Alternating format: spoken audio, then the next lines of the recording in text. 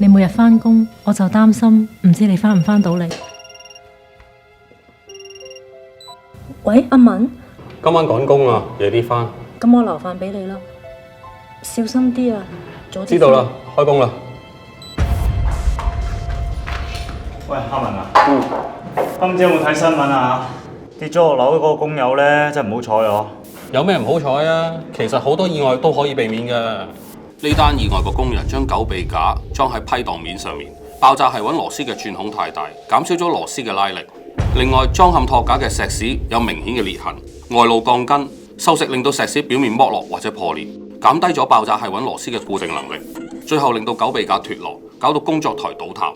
雖然個工人當時有佩戴腰帶式安全帶，但因為外牆嘅繫穩點距離太遠，安全帶尾繩根本唔夠長扣上，現場又冇其他適當嘅繫穩物、獨立救生繩、安全網同埋其他防墮繫穩裝置。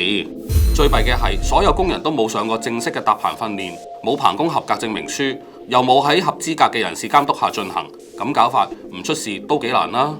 咁應該點做先啱呢？好似我哋咁喺竹棚做嘢，要配合合適嘅安全帶，連接喺適當嘅繫穩點、獨立救生繩同埋防墮系統，咁先啱噶嘛。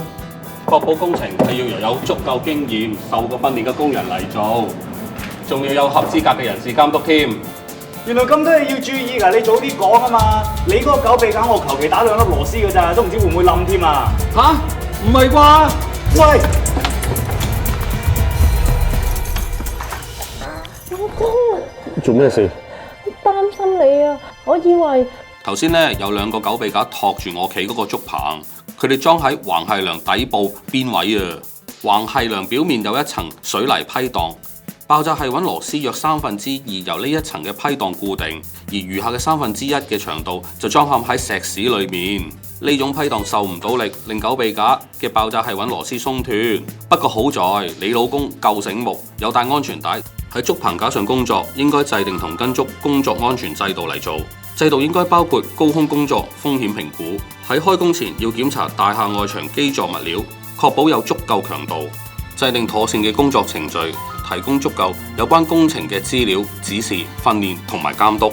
狗臂架需要裝上最少3粒螺絲，而棚架要有穩固支撐、妥善安裝、保養同維修。